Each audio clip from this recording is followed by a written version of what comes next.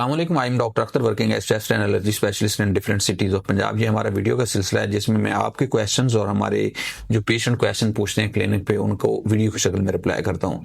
ये क्वेश्चन था, एक पेशेंट ने पूछा था कि डॉक्टर साहब मेरा बेटा जिसकी उम्र 2 साल है उसे कुछ दिनों से सुबह के वक्त आंखें चिपकी होती हैं, पीप जैसा मादा भी निकल रहा है, इसके अलावा आंखों में खारिश भी है और दर्द भी। इस मुतल्लिक़ उन्होंने कुछ पूछा है, ये कौन सी बीमारी है, उसकी क्या वजूहात हैं। इसको हम कहते हैं बैक्टीरियल कंजक्टिवाइटिस। बेसिकली ये खास किस्म का बैक्टीरिया होता है जो आके आपके जो आंखें हैं उनके अंदर इन्फेक्शन करता है, और उस इन्फेक्शन की ये सिम्टम्स हैं कि उसमें बुखार हो जाता है, उसमें बाज़ का आंखें बिल्कुल सुर्ख हो जाती हैं, या उनके अंदर जिस तरह पीप जैसा मादा आना शुरू हो जाता है, और उस पीप की वजह से आंखें चिपक जाती हैं क्योंकि वो इतनी थिक होती है कि वो आपस में बिल्कुल मिल जाती है और उस वजह से ये जो चिपक जाती हैं।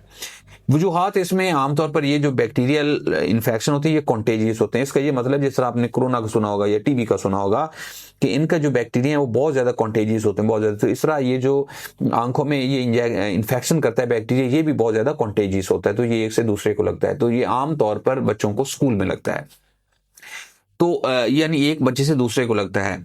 अब इसमें अगला उनका क्वेश्चन ये था कि इसका इलाज और परहेज क्या है। इलाज में तो हम इसका, अब इसमें जो इंपॉर्टेंट बात है, अब इसका इलाज जो है वो बैक्टीरियल जितनी भी मेडिसिन होती हैं, ड्रॉप्स होते हैं, या अगर बहुत ज़्यादा शिद्दत तो हम ओरल भी दे देते हैं, तो यूजुअली ड्रॉप से वो पेशेंट ठीक हो जाता है।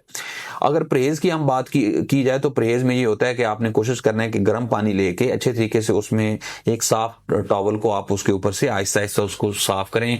जब आप फ्रिक्वेंटली उसको जो उसका स्क्रीशंस आ रही हैं साफ करेंगे और साथ में मेडिसिन देंगे तो इंशाल्लाह वो ठीक हो जाएगा।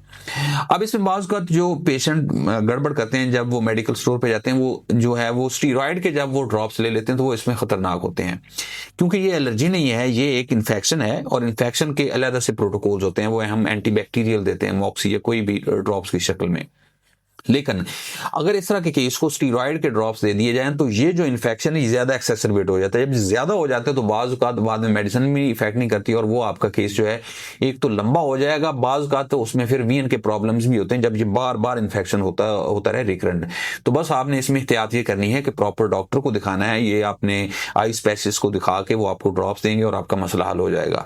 अगर आपने स्टोर से लेके डेक्सा के या कोई स्टीरॉयड के ड्रॉप्स दिए तो वो आपके केस को ख़राब कर सकते हैं।